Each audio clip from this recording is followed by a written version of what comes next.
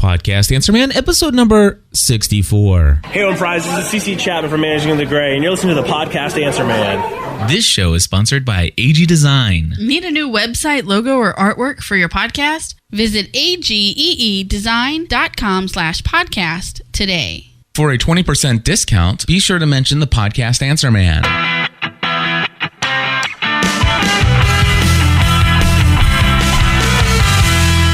Hello, everybody, and welcome back to an episode of the Podcast Answer Man. My name is Cliff Ravenscraft, and today I am going to be basically playing quite a bit of feedback. I have some wonderful call-in feedback here from the listener line, which you can always call in your questions, comments, anything you have to share.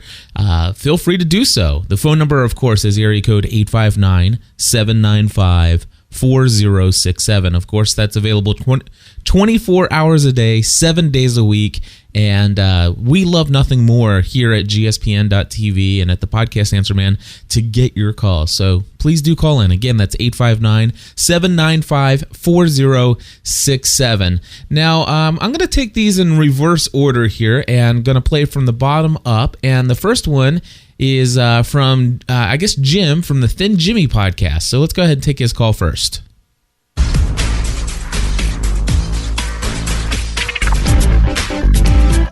Hey Cliff, this is Jim from the Thin Jimmy podcast, and I wanted to weigh in on your talk at PodCamp in New York City. First of all, thank you for that. I found it extremely helpful in two ways in particular. First of all, on a very practical level, you mentioned the website, actually you mentioned two websites of free voicemail, and you have no idea how helpful that is. Most of us, I believe, I'm just guessing, but I'm thinking that most people who are into podcasting, have other responsibilities other than podcasting, so they can't spend all of their time on the internet looking for different websites that'll help them in their podcasting. Not all of us are lucky enough to have podcasting as a full-time job, like some people we know. I remember I was looking for a free voicemail. It had to be like over an hour, and maybe I was using the wrong Google search terms, but I couldn't find it. So you just coming up with that right on the spot there was really helpful, and I was able to establish a voicemail immediately. It took me less than 5 minutes, and so thank you for that. It saved us lots of time. Another more important way that you've helped me is when you started talking about the attitude that a podcaster should have in regards to the size of the audience. I have to admit, it did get me a little bit down that my podcast would only get between, say 10 and 20 downloads per episode. I mean, as far as I was concerned, I had a great podcast. It's about weight loss. It's very motivational. It's real short. And, I was almost developing a bad attitude about, hey, how come more people aren't listening? How come I can't be as popular as Cliff, for example? But you reminded me of something that I knew all along, that I should value each listener that I have. I mean, after all, if I have 10 or even 20 people who download my podcast each and every episode that I have and take the trouble, or rather the time out of their busy day, because they're just as busy as I am, to make sure that they listen to what I have to say, I mean, that's pretty cool, So maybe the Thin Jimmy podcast will never be as popular as Cliff Ravenscraft's podcast, but you know what? If I got 20 people who are listening, I'm happy with that, because it is something I really enjoy doing. Well, thank you for helping me keep my attitude in check so my podcast can remain upbeat and motivational like I want it to be. So thank you, Cliff, for reminding me about that. And thank you also for the Podcast Answer Man. The practical help that you give is well worth listening to. I'm going to be a faithful listener. Thanks a lot. Have a great day. All righty. Jim, thank you so much for that awesome feedback. Very glad to hear that it was motivational and inspirational for you to really take stock of exactly what it means to have a devoted, loyal listener, and especially the individual. That is something that I believe is extremely important, and I believe when you value the fact that somebody out there is devoting any portion of their life to listen to your content, and they do it on a regular basis, that's huge. And as far as I'm concerned, that's what it's all about. It's all about relationships.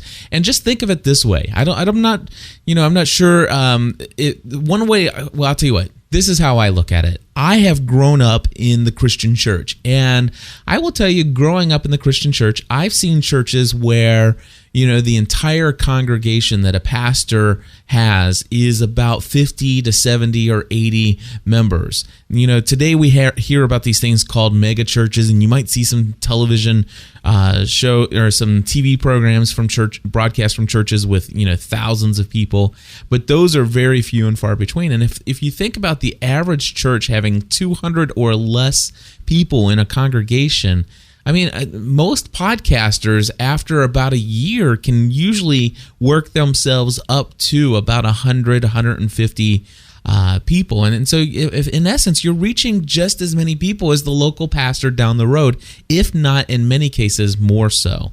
And so, I think there's a lot of value in just the individual who devotes their time. And so I'm glad that you were able to pick up on that and that's really helped you to remain upbeat and optimistic about those people who are listening to you. And who knows, you might be an inspiration to them, and they'll turn around and tell somebody else about you. And so, very thankful for that. Next up, we're going to go to Patrick, who recently purchased a Zoom not a Zoom, I'm sorry. No, he recently purchased an Edirol R-09 HR from me just this past, I think it's about 2 weeks ago. So here's his feedback. Hello, Cliff. This is Patrick Greer from Greenville, South Carolina, otherwise known as Linker J. Patrick on the forums. Just want you to know that I received the Edirol in the mail yesterday and had a chance to use it, learning my way around. Very user-friendly, enjoying it a lot. In fact, I have recorded this MP3 using that same Edirol. So once again, thank you for your service and your recommendations. Looking forward to listening to more podcasts and also putting out some of my own in the very near future. Thank you. Alrighty, thank you very much, Patrick, for the feedback, and so glad that you're enjoying the HR model. I tell you, I'm a little jealous, and but I know that eventually, once this Edirol has met its last recording, that's definitely going to be the unit that I replace this one with. So, very much glad that you figured out how to use it. I love the Edirol R-09 HR recorder. It is by far the best portable digital recorder in the world. And in fact, I say that, and I just want to tell you that in that feedback, you could hear a little bit of the echo of the room. He was obviously inside when he recorded it. It sounded like there was either an air conditioner unit on or a fan or something in the background. That is how sensitive those onboard condenser microphones are. And there are I just want to mention two things real quick regarding portable digital recorders with these onboard condenser microphones. If you're using a condenser microphone and you want to record feedback for somebody, one thing that you could do is literally go outside or go into some place that would be that would have some ambiance that you wouldn't mind having in a recording. And now, Patrick, I'm not criticizing your feedback with the air conditioning unit or whatever it was in the background. All I'm saying is that if you want to really kind of add a little flavor, it just walk outside, and chances are there'll be birds chirping. Depending on where you live at in the United States, there might be cicadas outside chirping or whatever that loud hiss that they do, and you might hear crickets. Who knows what you'll hear? But it's a little. I think it adds a little flavor to the sound if you go either outside or maybe you're at a coffee shop and you hear the clanking of dishes and silverware and just the background noises of maybe kids in the background or adults talking, whatever it is. I think that if you're going to do the Edirol recorder with the onboard mics, it's kind of neat to kind of get out of the studio. If you're in the studio, there are, of course, two wonderful things you could do. Number one, you could, if you have a mixer and a microphone, you could go straight from your mixer in using a special patch cable from the two RCAs from the tape out of your mixer into an 1/8" jack on the other end of the cable, plugging into the line in on your Edirol recorder. And of course, then what you have is you have what I have in here in my studio. which is you don't hear the air conditioner blowing in the background, which, trust me, it is. Right now, it's blowing pretty hard. In fact, it's either freezing in my studio or burning up, and right now it happens to be freezing. So anyway, the other thing I will tell you is that there is another option, and let's just say you don't have a mixer, but you do have a microphone, and you want to be able to use that. Well, there is a cable that you can buy that has a male XLR input on one end, which you can plug into any microphone, and at the other end of the cable is an 1/8-inch stereo jack, which means that you can plug that into the line in on your Edirol unit or any of these other phantom powered devices. And basically what happens is the Edirol has enough power in there to power both a condenser external mic or a dynamic mic. It's got a decent preamp to it, and just absolutely wonderful quality. And it just makes it really nice. In fact, I know some folks that use like a broadcast interview mic. It's one of the ones with the long handles and the ball on the end of it, and it's real thin, and you can put one of those mic flags on there, make you look all professional going out doing audio interviews out in the park or in public or on the streets or something. So lots of fun stuff you can do with the with the Edirol recorders, and basically one of my favorite pieces of equipment. So again, thank you for that, Patrick. Next up, we're going to move on to Wayne Henderson. Wayne dialed in by phone, and let's see what he has to say. Hey, Cliff, this is Wayne from Wayne Henderson Voiceovers. How you doing this afternoon? Just wanted to give you a quick call. Just finished listening to the most recent podcast, Answer Man podcast, where you talked about your latest situation with the TalkShoe and all that happy stuff. I am glad that you did not go with Podango. I worry that going with Podango would be giving up too much control and creativity for the benefits that it would bring. I'm just glad. And I know, things may change in the future, but I really enjoyed how you were doing your current setup with integrating the Ustream with the Tango chat and then doing the maybe the TalkShoe for phone calls. I thought that was all really cool, and I just recently started getting into Skype myself, and me and my friends have done some test calls and test recordings, and the sound quality is surprisingly good. We were both very surprised. So if only I could get a little time off of work, I hope to be able to call into some more of your shows using Skype, getting some better sound quality and all of that. And it was interesting to hear about your latest technological gadgets and the upgrades to the packages and all that stuff. And I just wanted to sign off by letting you know that we are praying for you and Stephanie and your family, and I know that you've got tons of other listeners that are doing the same. Take care, Cliff. This is Wayne. We'll see you later. Alrighty, Wayne. Thank you so much. And, I appreciate the prayers, obviously, as we are trying to work out some ways of creatively earning some new income streams versus the old income stream that we had through TalkShoe. And, I'm glad to say that we're on the right path. And continued prayers, if you are able to send them, would be much appreciated. Trust me there. So very much thankful for that.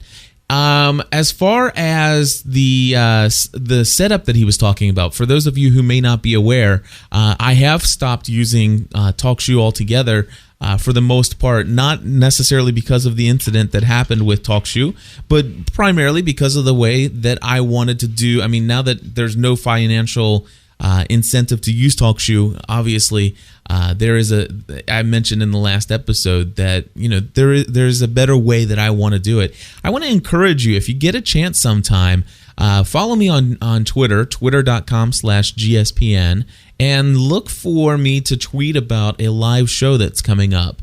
And if you're able to catch us during a live show, it is a lot of fun doing live shows the way that we're doing them now.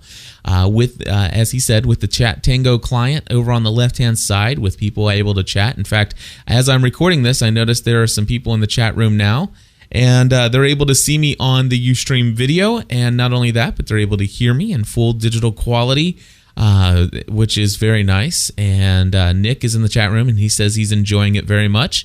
So thank you, Nick, for hanging out there in the chat room. And, you can always find it at gspn.tv/live. Again, that's gspn.tv/live. That's where I do my live shows. Also stream while I'm at work throughout most of the day. Not always available for chat, but sometimes I'll stop and say hello to everybody as they come in. Briefly, I'll chat with them. But anyway, yeah, it's a lot of fun. I enjoy doing it this way, and always going to be testing out new stuff as well. I've been thinking about some other options and things. So as I do that, I will be sharing that with you. And we have 2 more listener feedback items. And one of the other things I want to say real quick before we go in to the next 2 callers is that one idea that I've been having recently is going to a more frequent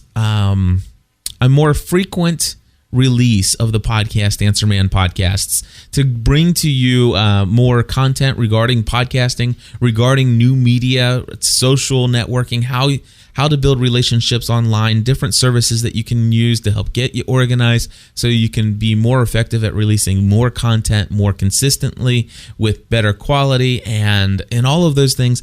It's been something that's really a passion of mine. Now, of course, we want to thank Evan Agee, ageedesign.com /podcast. And you mentioned Podcast Answer Man, you get 20% off of any of the work he does for you. And trust me, he does not only graphic artwork, but I needed a very complex JavaScript piece built for my gspn.tv plus membership site, and I gave that to him, and I think it was probably about 3.5 hours later he sent me a link and said, okay, here, check this out, does this work for you? And it was exactly what I wanted. Didn't need anything changed whatsoever. I was able to have him email me the documentation. I uploaded it to my server, had it active and running that night. And so, Evan Agee over at Agee Design is wonderful. My current arrangement with him is that we do 4 episodes per month, and that's what's sponsored here for the Podcast Answer Man. Now, I'll be talking with him to see how that works. But if anybody else out there is looking forward to the possibility of sponsoring an episode of the Podcast Answer Man, you can always email me, cliff@gspn.tv. Again, that's cliff@gspn.tv. Let me know that you're interested, and we'll talk about the possibility of sponsorship here on this podcast. But we're also looking at the idea of releasing some video tutorials and all kinds of other wonderful things. So definitely want to stay tuned here to the Podcast Answer Man. And of course, if you want to help support, maybe you don't have a business that needs a lot of advertising or anything like that, but you really are gaining some benefit and value here from what we're doing. If you would just take a moment of your time and go to gspn.tv/plus. Again, that's gspn.tv/plus.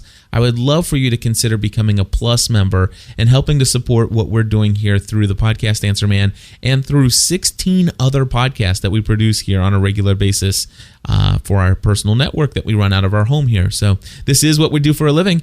Now we are going to move on to Ron. Ron's got a 4 minute and 10-second video or audio feedback for us here.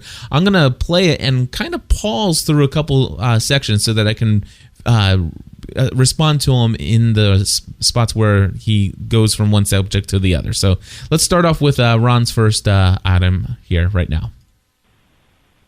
Hello, Cliff. This is Ron Frazier with C3 Energy, calling from the Atlanta, Georgia area. I just finished listening to Podcast Answer Man number 59, and I found that to be quite interesting. I had a number of comments and questions in no particular order here. I just thought your listeners might like to know about a slideshow that I found recently from IT Conversations, which are professionals at audio recording and whatnot. And they published a slideshow about doing professional quality Skype recordings. And the address is very long, but I created a short one at snipurl, snipurl.com/29RDF. That's 29 Robert Dog Fox. And I thought your users might find that interesting.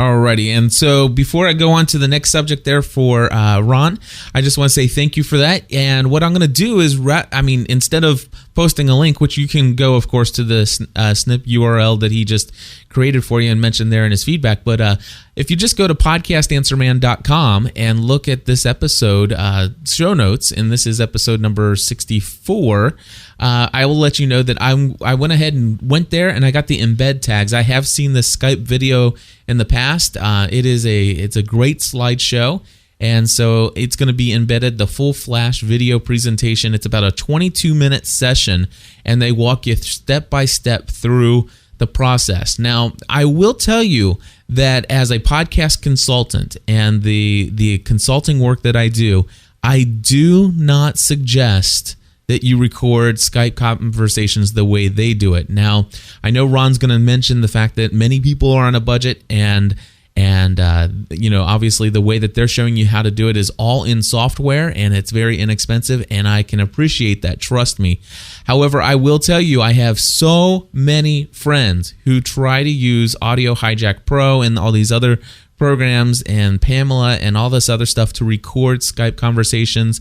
And, it depends on it depends on how important the content that you are trying to record is as to whether or not I would suggest you rely on that as a recording option. And the reason is because I have heard horror stories time after time after time from podcasters and podcasting friends who said, oh my gosh, I had this wonderful interview. I can't tell you how hard it was for me to hook this interview up and to get it scheduled. We recorded it, and then halfway through the recording, I don't know what happened. Everything appeared as though it was working perfectly, and then out of nowhere, it just stopped recording. And so here I thought I had the entire interview, and I lost it.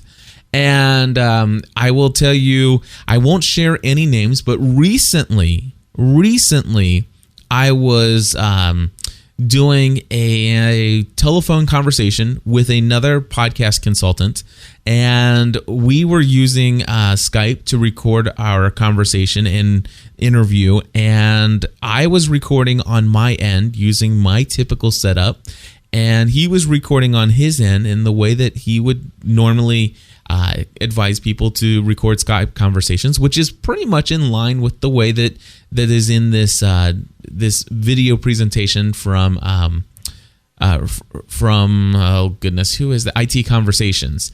And so anyway, what happened was about 3 minutes into the recording, this other person's Pamela recorder decided to quit working. In fact, it completely shut down altogether. And then all of a sudden, he not only lost his Pamela recording, but he also lost Skype.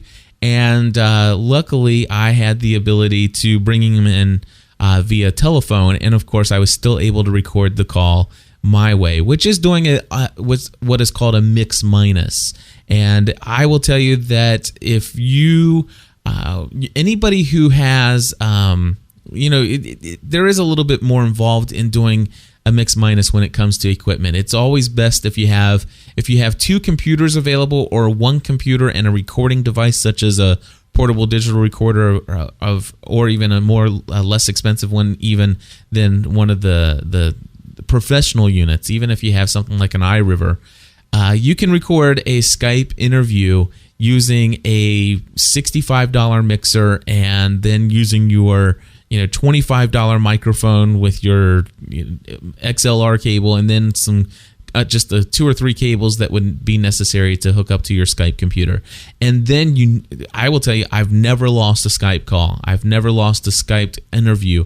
It just absolutely wonderful calls all the time.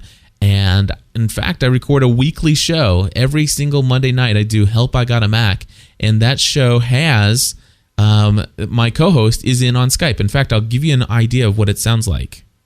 Okay, so here we go. I think this was Help I Got a Mac podcast episode number 27, and here's just a little bit. Now, this recording is with me in studio and with my co-host Chris on Skype.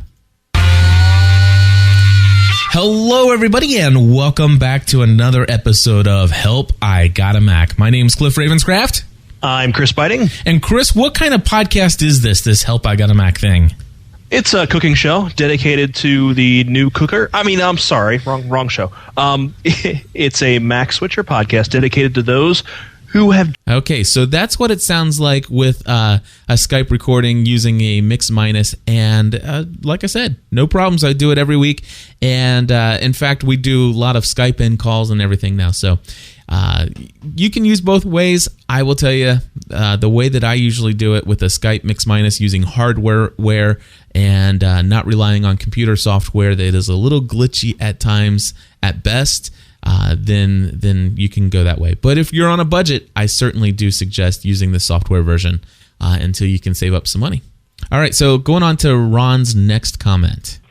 Also, I just got my hands on a new headset from Plantronics. It's got a very nice set of earphones on it as well as a microphone. And one neat thing about it is it has a USB interface as well. But what I thought was unique about it is that the USB interface is a self-contained module. So you plug the headphones and the microphones into this module, and then you plug that into the USB port. But I was thinking you could just as easily plug something else into the module with an 1/8-inch plug, like another set of headphones or a computer or even a mixer. So I was wondering what you might think about that. The model number on that is the Audio 770. It's a digital surround sound gaming headset. Okay, Ron, I have looked this one up here online, and I do see the headset that you're looking at, the Plantronics Audio 770 USB virtual surround sound headset, and it looks like those run online. It's looking like around the $70 to $80 range, and I will tell you, it looks pretty decent.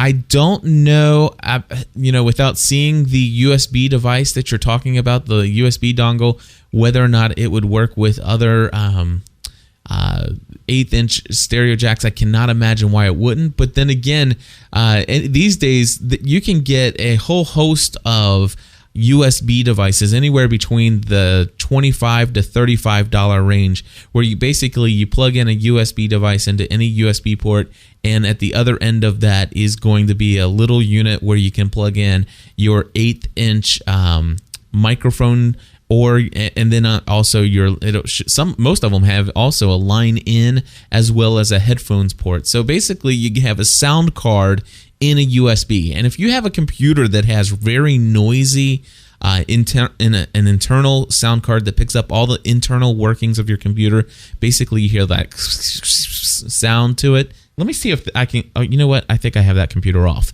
So anyway, but yeah, if you've ever heard any of those really crazy internal computer noises, chances are your internal card's picking up the interference there from the computer unit hardware inside.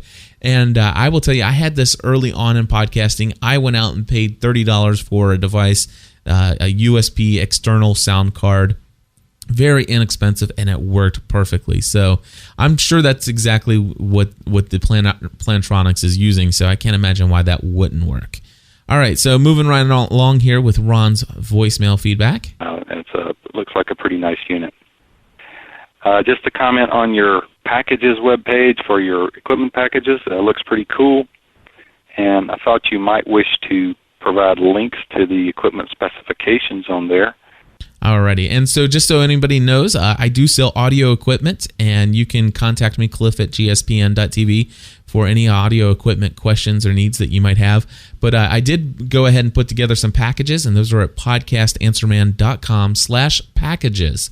podcastanswerman.com/packages. And let's see here. As far as putting links to the specific units, that is a good idea.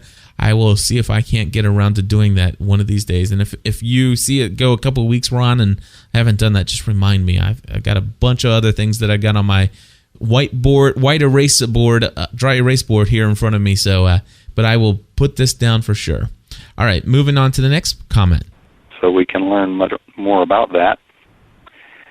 And then finally, was thinking about portable recorder. Oh, you know what? Before I go on to the portable recorders that he's going to talk about there in 1 second, I will say that I do have a webinar. If you go to gspn.tv/webinar, or if you go to podcastanswerman.com, there's a little square image that says podcast webinars with Cliff Ravenscraft. Click on that, and you will see that I have a whole list of different types of webinars that I do. And in fact, I released a little video about that just in this feed here. I think it was last week. I do want to mention two things. Number one, in the video, I mentioned that for non-plus members, the webinars are $95. I've reduced the price back down to $75 for non-plus members. So Podcasting 101, the Open Lab Consulting, which is basically, where you just hire. Normally, people would just hire me to come in and answer their questions by phone, whatever their questions might be. Well, this is Open Lab Consulting. It's very much the same thing. Whatever's on your mind, that's what you have.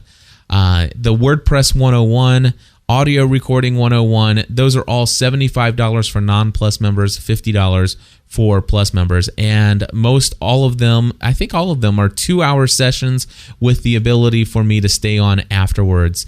And just so you know, the Open Lab Consulting is limited to 5 participants because I want to make sure everybody gets an opportunity to ask their questions and get their answers that they need. And the other thing that I want to mention is that there is a webinar that I do. It's called the No Obligation Equipment Consultation.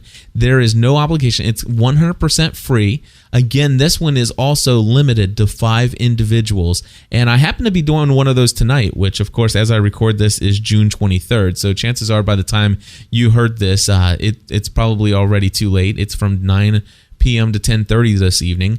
But as soon as this event is over, I will be rescheduling the next one.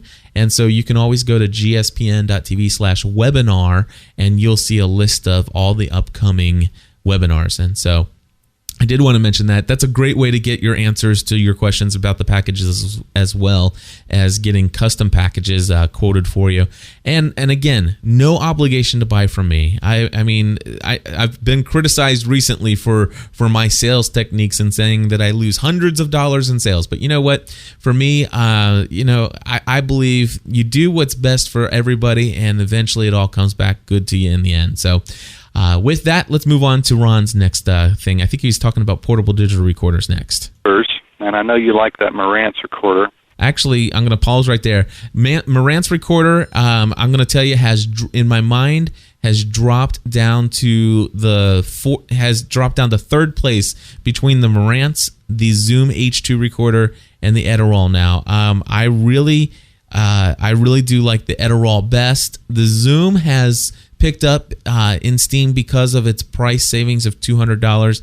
The Marantz is still very good. It's a wonderful professional unit, but in my mind, the Edirol far exceeds it as far as the brand new upgrades to the HR model. So with that, moving right along. For those of us who are doing this on the cheap, a couple of suggestions I might throw out that I've just heard and read around the net, and one unit I actually have. If you get the Insignia Pilot portable MP3 player from Best Buy, it has a line-in function that will allow you to record. No preamp as far as I know, but I was wondering what you might think about something like that. Okay, so I do have the Insignia Pilot pulled up in front of me here with a line-in import, and I know that next up he's going to also mention the ability of using the iRiver 700 and 800 models that also have like a line-in. Now, on the Insignia model, I don't know, it doesn't appear to me that it has any onboard microphone whatsoever. So line-in recording, that device is not made for recording. Obviously it has the ability to do it, but its primary function being an MP3 player. I always believe in using primary pieces of equipment for what their primary function is, as being what you can best rely on them for. So if it's a Insignia Pilot MP3 player, then I would say it probably does a wonderful job of playing back MP3 files. If it also has the added ability of digital audio recording through a line in port, I will say it probably does a fair job of it. I have never used one personally, and if it's inexpensive and it allows you to record from and it has a line in, then certainly you would be able to go from the tape out RCA jacks into an 1/8-inch cable into the line in on your Insignia Pilot, and it should record it just fine, depending on the settings. Though, what I feel though is that the reason why I do like these, the Zoom H2 recorder, the Marantz Professional recorder, and the Edirol R-09HR models, are that these things are designed for recording. In fact, they do play back MP3 files and audio files, but that's not their primary function. In fact, the ability to play back files is pretty much for reviewing what you've recorded. And so I'm still a huge fan of using equipment that is specifically designed for a specific purpose, that being what they are experts at, or that it's designed for to do most effectively. And so I'm not against using an Insignia Pilot MP3 player with a line-in recording ability. I'm not against using an iRiver MP3 player that has the ability to record, which I happen to know some of those iRivers do have onboard microphones. In fact, my good friend Daniel Johnson Jr. uses one, and it does a wonderful job. But it's still, it does not have the onboard stereo condenser microphones, and it doesn't have all the capabilities of recording in uncompressed wave format. It doesn't have the ability to adjust a lot of the fine-tune adjustments that you can get out of one of these professional recorders. But if you're on a budget and these things work for you, then by all means use them. That's my philosophy. All right, moving right along even further. And I've read references on the websites to the giant squid microphones that can be used with this type of equipment. Also, I was wondering what the possibilities are of recording with an iPod. I know there may be some quality issues there. And I've heard recommendations for the iRiver 700 and 800 portable MP3 players as well. Okay, just one quick thing. On the iPod, they do make some devices that plug into the standard iPods, not the iPod Touch or the iPhone, but I know it works with the older iPod generations. They have these little things. In fact, they even have one that has like a stereo condenser microphone. I've never used them myself yet. However, I do have friends that have used them, have purchased them, and every single one that went out and purchased those, not to say that they haven't liked what they had, but they got a taste of what the freedom of having a portable digital recording device is. And every one of my friends who ever bought one of the plug-in devices for an iPod has in turn saved up the money and eventually bought a portable digital recorder like the Zoom H2 recorder or the Edirol recorder. So that's what I wanted to add there. And finally, I think it's great that you're doing this as a career now, and that you can charge $90 an hour or so for consulting and $75 or more for webinars. But just like to encourage you not to forget those of us who are really on the cheap budgets. That headset just took up about half of my equipment budget. Alrighty, and I just want to say I completely agree with you. And you know what? I am truly blessed to be where I am today. Of course, charging $95 an hour for the consulting work. I realize that most podcasters who are getting into this as a hobby are definitely, I'm going to be out of their price range on